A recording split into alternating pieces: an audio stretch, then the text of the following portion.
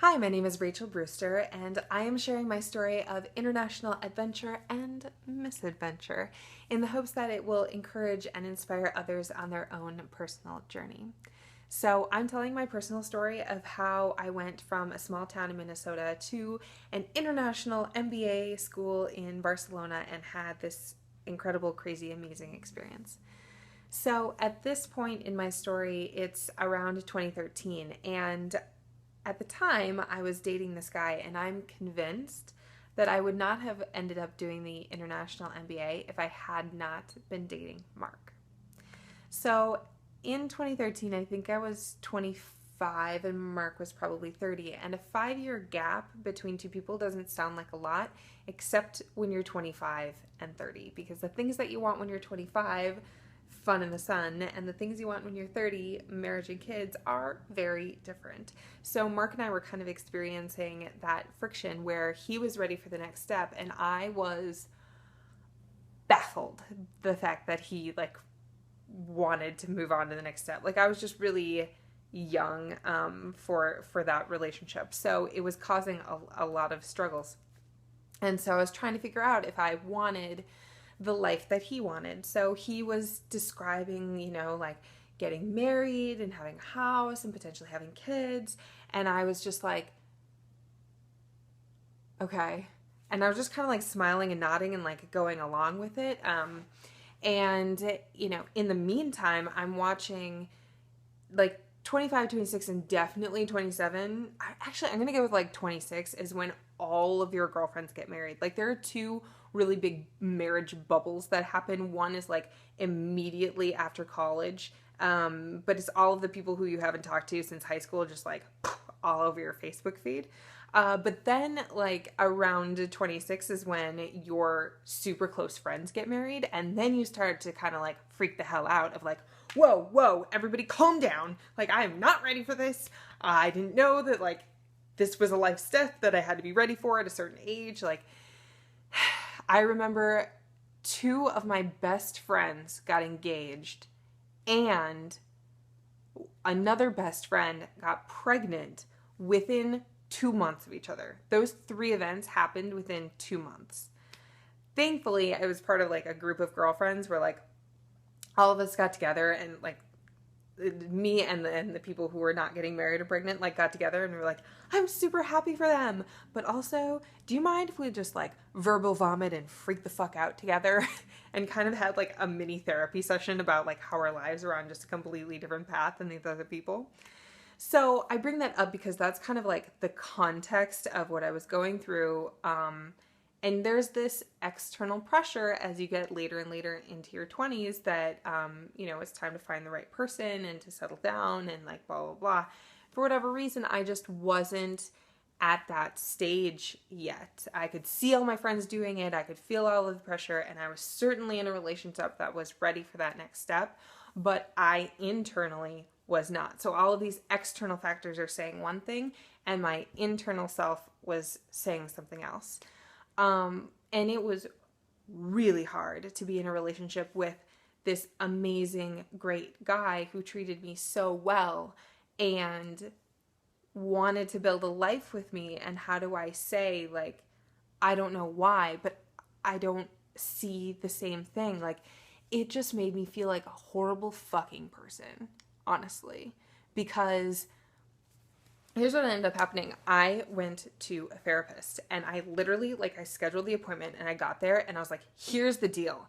I'm dating Prince Charming, knight on a white fucking horse. And the thing is, I'm not sure that I'm Cinderella. I just don't feel I whatever you're supposed to feel about being ready or whatever, I'm not feeling it. So if you, therapist, could please fix me, that would be great. That was the number one conversation that we had. And she was like, well, what's this life that he's describing? And she was like, and I said, he wants to get married. He wants to settle down in the town that's next to my hometown. And, this is kind of the life that he wants to lead. And she said, well, what life do you want to lead? And I was like, well, I don't know. I could kind of do that, or I could do another thing. And she's like, well, what's the other thing? And I'm like, well, I always wanted to do like an international study abroad thing, but I had always been too scared to actually do it. So like I never actually did. And so now, like, I don't know, like that seems like something you should have done in undergrad, but now I'm an adult and I don't have those opportunities anymore, so I'm screwed. And she's like, not necessarily. So let's play a game. And this is going to sound super dumb, but it was the most helpful thing ever. So she had me go home and get 2 pieces of paper, and those blank pieces of paper were supposed to represent the life that I would have with this guy and the international life, fantasy life that I was thinking of. And, I poured myself a glass of wine and I put out a candle. I'm not even a candle person. I don't know. It was part of the game, the seance. I was doing a vision board, right? Like 2 lives. What would they look like? And so I went through a bunch of magazines and I cut out images and like I pasted them on these and then I pasted them on the other one. And so the next therapy session that we had, we sat down and we looked at both of them. And the one that had the international life was just like full of like, there was this woman on it and her eyes were just like fierce and brave and, it was full of color and life. And I also put Flying Peter Pan on there because I also felt like it was just a total fantasy, like crazy, what are you thinking, like stupid life. Like it was a little, I don't know, too out there. And then the life with him, like I had, there's book club and there's fitness and there's, I had like an hourglass timetable because I also felt like if I went down that path, like then the next step is having kids. And if I'm not ready for marriage, I'm sure as hell not ready to have kids. So that was like kind of anxiety provoking. And so that's what the 2 vision boards look like. And my therapist said to me, she didn't really look at what was on the images right away. Her immediate response was, oh, that life, the vision board with the life with this guy is really interesting.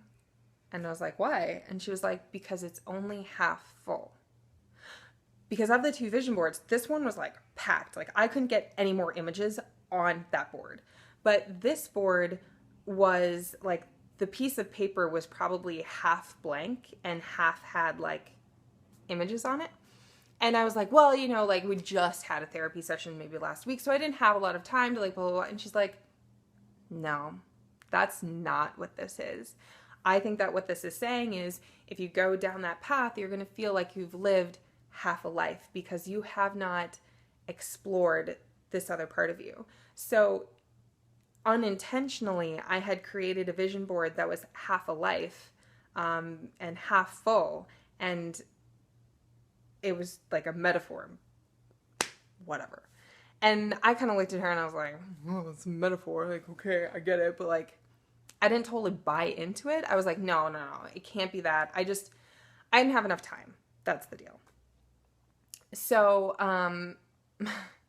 so I continued to go to therapy sessions with this woman and like inch by inch, I started to actually see things the way that I myself had portrayed them on these vision boards. It's funny how that exercise of doing the vision boards and sitting down with a glass of wine and a candle and like getting in tune with yourself was actually really helpful. Like it brought out a hidden part of me, like a part that my brain did not want to acknowledge, which was another really helpful thing that my therapist had me do was this exercise called head, heart, gut. So, I had to set a clock for 2 minutes and I could only write from my head's point of view. And it was free writing where you cannot stop. Like even if you're writing like, I don't know what to write next, you have to keep your pen moving. And you could only do it from the logical part of yourself for 2 minutes. And then once those 2 minutes were up, I would write from my heart and I had to free write from my heart, only from my heart, blah, blah, blah. And then once those 2 minutes were up, I ignored both my head and my heart and only wrote from my gut. So what I really was intuitively thinking, and try to get like in touch with myself, which I know sounds very like, woo. But it was really interesting how I was like, basically what my head was saying was like, this guy is awesome. Like he treats you really well. He's perfect. You guys are a great fit together. You're very affectionate. like you just seem good together on paper, in person, like everybody loves you guys. My heart was saying, I really don't want to break up. Like, I like this guy. It would be really painful. My heart would just like hurt and break. And my gut was saying, this shit is not going to work. My gut was saying, you need adventure. You need to go, like, you just need, like, this, for whatever reason, you cannot envision the same life and the same future that he wants, and you cannot force yourself to fit in the life that he is describing. Because going back to that vision board, again, the vision board is a way of getting in touch with your intuitive side. Like, it's half a life for you. He is meant for someone else, someone who wants the same things. And so having that discussion with a therapist and so many others, like, shit, if you have $2 in your pocket, get a therapist. And get the right one, because I also tried a different one and it didn't work. My therapist changed my life. This head, heart, gut thing, this vision board thing, this working through figuring out what I wanted internally, despite external factors, despite my boyfriend, despite society, despite what my other friends were going through. I had to figure out what I wanted. And that was really hard to do. And working with her helped me, play some games and like figure out what I wanted and what I needed. So I think when I think back to when my international MBA adventure started, it actually started back in 2013 when I was dating some guy who wanted to get married and settle down in a small town, because that put pressure on me to actually make a decision about what I wanted my life to look like. What was my vision for the future, and how did I really see myself? And when I was 80, 90, 100 years old and on my deathbed, what did I want to feel like I had accomplished? And for me, for whatever reason, personally, I wanted to do an international MBA. And so I started piece by piece figuring out how to make that happen, because just because you want it doesn't mean you're going to get it. There are a whole lot of more factors in play, like finances and applications and finding the right fit and all of that stuff. But this was, for me, the real start. It was centering with myself and being like, this is the right decision. I got to do this. God, that woman's awesome. Really love her. Spoiler alert, the guy that I was dating is now happily married with the woman that is right for him. And I did end up going on to this international MBA. Crazy, amazing experience. And we were both super happy, just, not together. And I couldn't see that at the time. And now I see it much, much more clearly. So, that is kind of where my international MBA got started.